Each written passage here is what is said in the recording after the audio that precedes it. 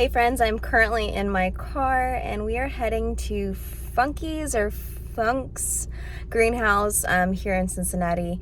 They have a really wide selection of really hot peppers. They have asparagus starts, and I'm hoping that they have some seed potatoes because that's what I'm looking for today. I'm really hoping to go ahead and actually plant out some potatoes either this weekend or next weekend. We are like the last weekend of March, which spring is literally around the corner. So let's go ahead and head out to this greenhouse.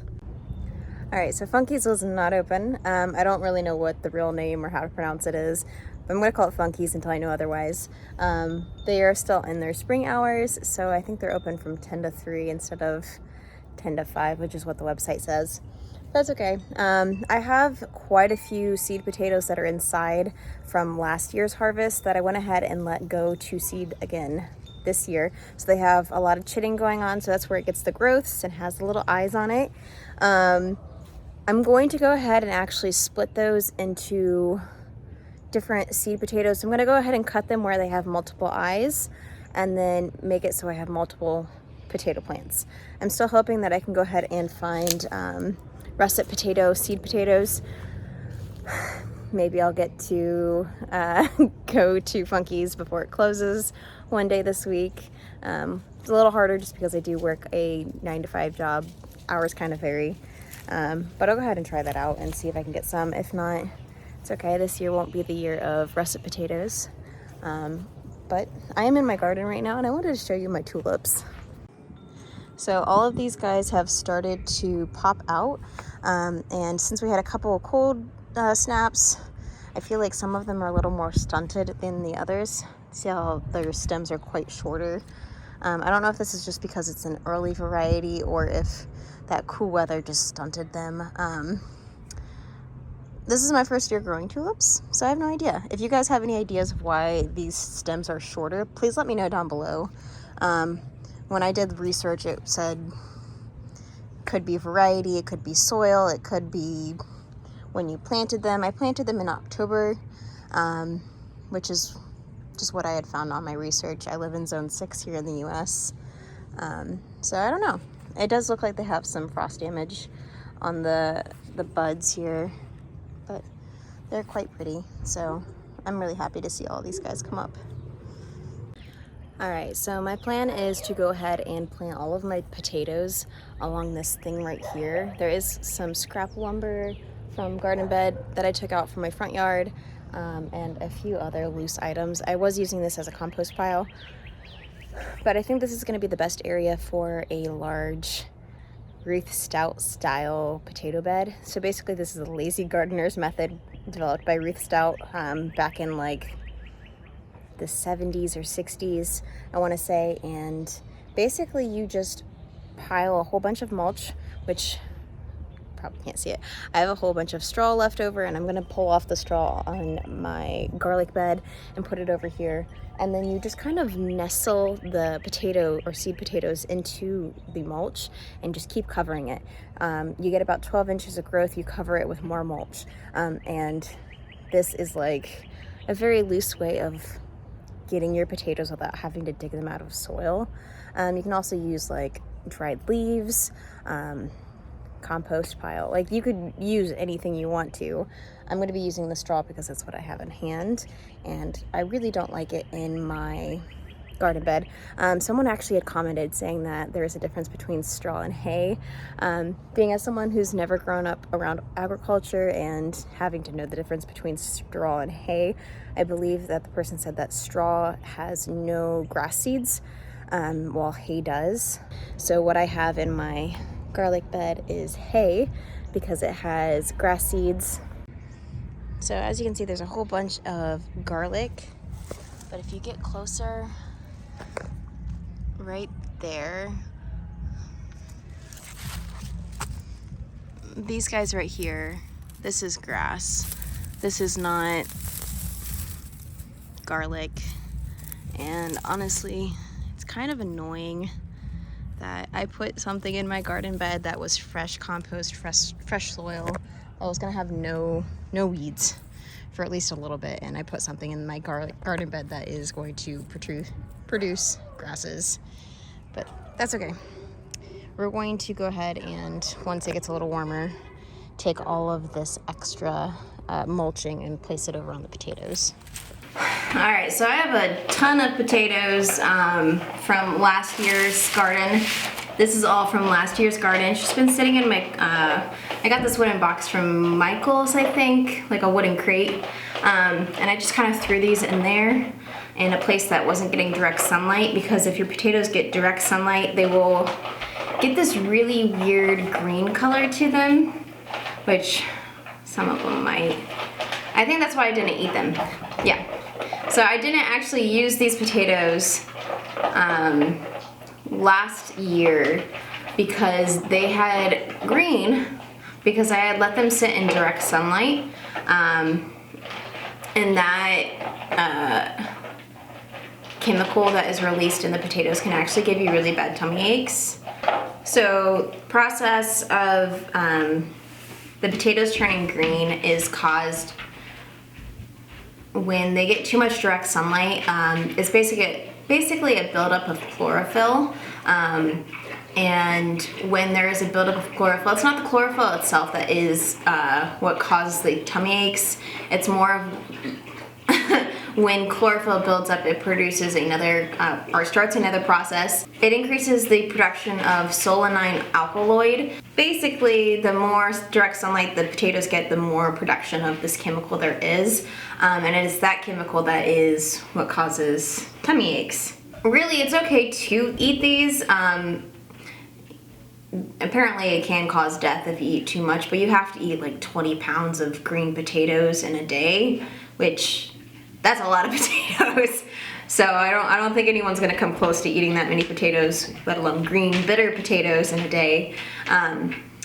But that is why I did not eat these last year, just because I wasn't quite too sure if they were gonna be safe, but now we know that it takes a whole lot of green potatoes for that to even occur, but even still, having a bitter potato is not quite the flavor that I was going for.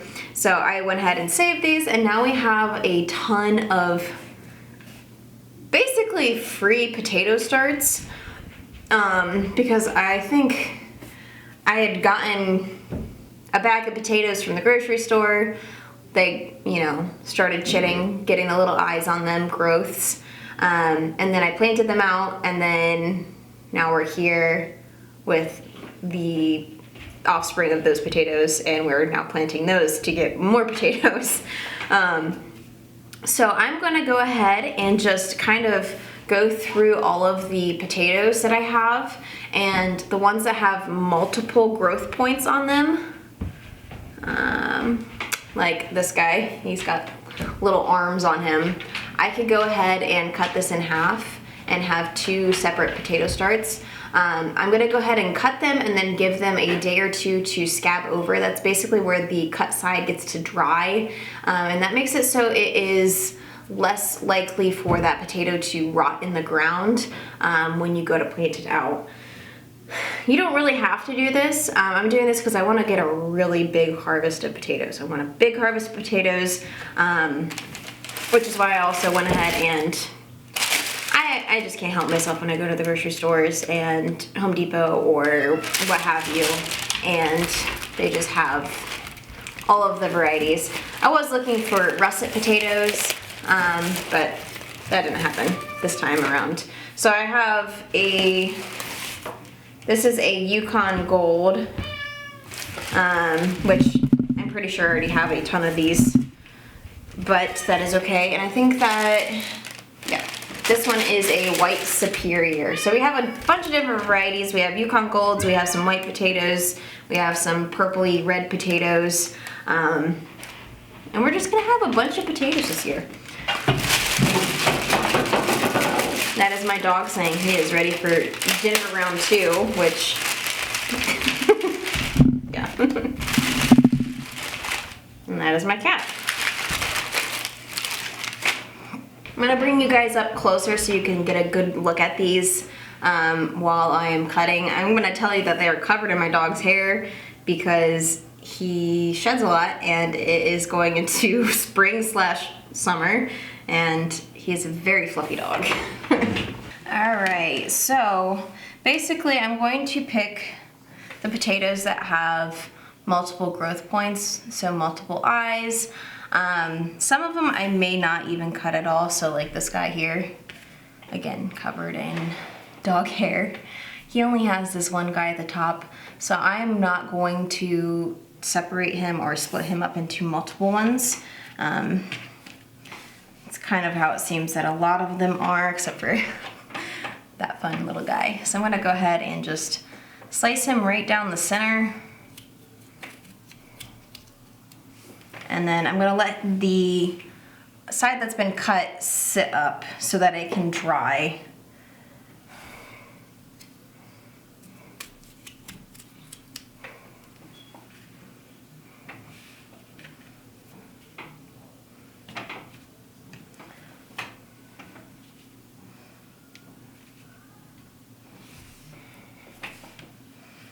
And these really small ones I probably won't even divide.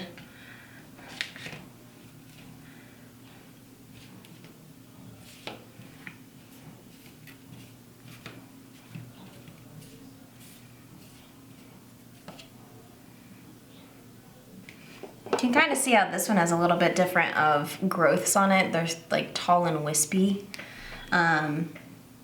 compared to this one that has these short squatty guys.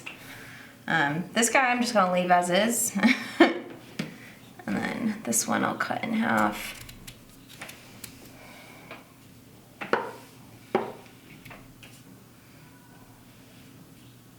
And I'll probably go ahead and separate out the red potatoes and the Yukons that I've got, just so that when I actually plant them, I might have a better idea. Ooh, this guy looks cool. So he's got multiple, kind of looks like a rhino. I'm gonna go ahead and just cut him in half.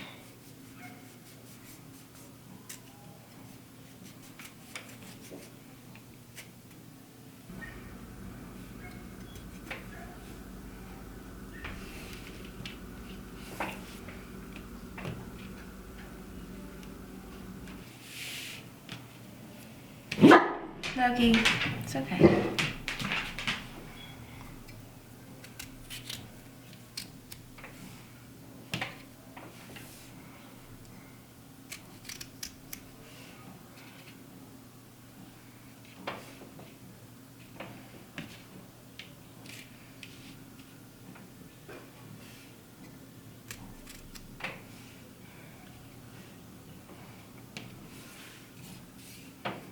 Okay.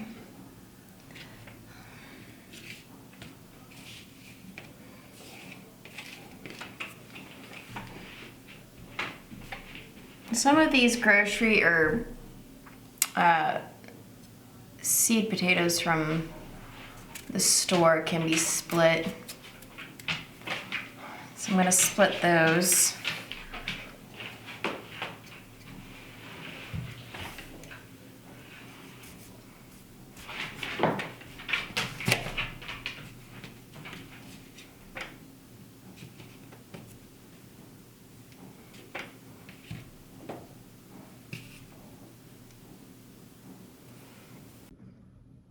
Thank you so much for joining me. Here in the next few days, we'll go ahead and actually plant those out. But for now, I have them still on that tray on top of my fridge. That's the area that doesn't get any sunlight, and it'll give them a good place to go ahead and air out and scab over. But we'll be planting those very soon. If you guys want to go ahead and enjoy any of my other content in the meantime, I'll go ahead and put a video up here for you. But thank you so much for joining me, and I'll see you in the next one, guys. Bye.